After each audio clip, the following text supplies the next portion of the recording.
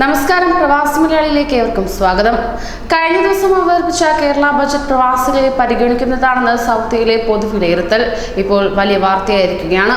അതേസമയം പ്രതിപക്ഷാനുകൂല സംഘടനകളായ OICC, KMCC, സമന്വയ തുടങ്ങിയവയൊന്നും പ്രതികരിച്ചിട്ടുമില്ല. എന്നാൽ പ്രവാസികളെ കാര്യമായി പരിഗണിച്ച ബജറ്റ് എന്ന് വാഴ്ത്തി ഇടത് അനുകൂല സംഘടനകൾ ഇതിനോടൊപ്പം തന്നെ രംഗത്തുമെത്തി. പ്രവാസികളുടേതടക്കം കേരളത്തിലെ മുഴുവൻ ജനങ്ങളുടെയും ക്ഷേമം ലക്ഷ്യമാക്കിയുള്ളതാണ് ധനമന്ത്രി തോമസ് ഐസക് അവതരിപ്പിച്ച കേരള ബജറ്റ് എന്ന റിയാദിലെ കേളി കലാസാംസ്കാരിക വേദി അഭിപ്രായപ്പെടുകയുണ്ടായി. അതോടൊപ്പം തന്നെ കേന്ദ്ര സർക്കാരിന്റെ കേരളത്തോടുള്ള ശത്രുതാപരമായ സമീപനം കൊണ്ട് സാമ്പത്തികമായി ബുദ്ധിമുട്ട് അനുഭവിക്കുന്ന അവസ്ഥയിൽ പോലും ജനക്ഷേമപരമായ നിരവധി പദ്ധതികൾ ഉൾപ്പെടുത്തിയിരുന്നു. നാടിന്റെ സർവ്വതോന്മുഖമായ പുരോഗതിയെ ലക്ഷ്യമിട്ട് ഇത്തരത്തിൽ ഒരു ബജറ്റ് അവതരിപ്പിച്ച ഇടത് സർക്കാരിനെ അഭിനന്ദിക്കുന്നതായും സെക്രട്ടേറിയറ്റ് ഇറക്കിയ പ്രസ്താവനയിൽ കൃത്യമായി പറയുകയും ചെയ്യുന്നു.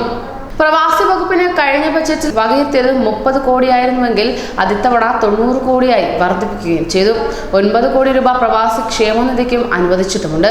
കഴിഞ്ഞ സർക്കാർ മൊത്തം 68 കോടി രൂപ പ്രവാസികൾക്ക് വേണ്ടി ചിലവഴിച്ചപ്പോൾ പിണറായി സർക്കാർ ഇതുവരെ 152 കോടി രൂപ പ്രവാസികൾക്ക് വേണ്ടി ചിലവഴിച്ചെന്നാണ് കണക്കുകൾ പറയുന്നത്.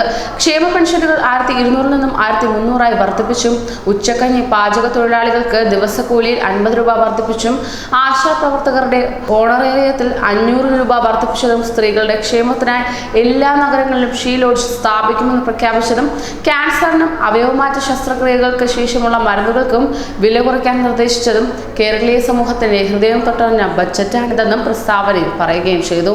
അങ്ങനെ കേരള ബജറ്റ് പ്രവാസികളുടെ മാത്രമല്ല സൗദിയുടെയും മനസ്സ് തൊട്ടറിഞ്ഞിരിക്കുകയാണ്. നാടൻ വികസനത്തിന് പ്രവാസികൾക്കും ഗുണകരമാകുന്ന ബജറ്റാണിതെന്നാണ് പറയുന്നത്.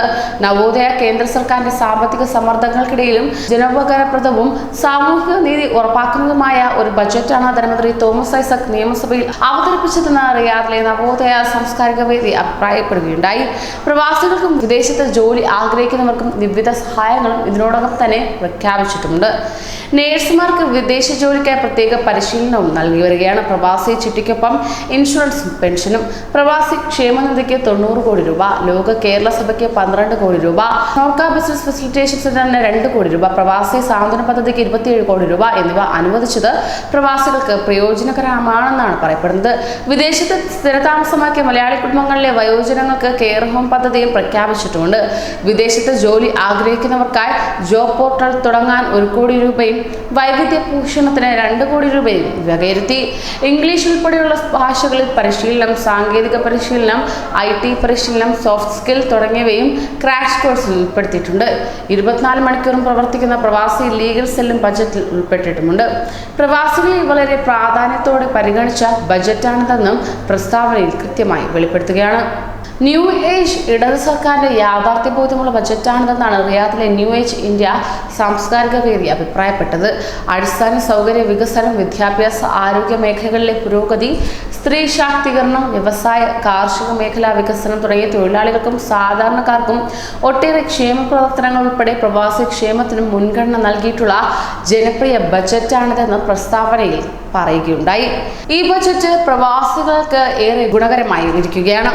പലവിധ പദ്ധതികൾ പ്രവാസികൾക്കായി മുന്നിട്ടിറക്കിയിട്ടുണ്ട്. പ്രവാസ ലോകത്ത് ജോലി ആഗ്രഹിക്കുന്നവർക്കും ഇതിലൂടെ സ്വായത്തമാക്കുക എന്നതാണ് ബജറ്റിൽ അവതരിപ്പിച്ചിരിക്കുന്നത്. കൂടുതൽ പ്രവാസി വാർത്തകൾക്കായി ഈ ചാനൽ സബ്സ്ക്രൈബ് ചെയ്യൂ.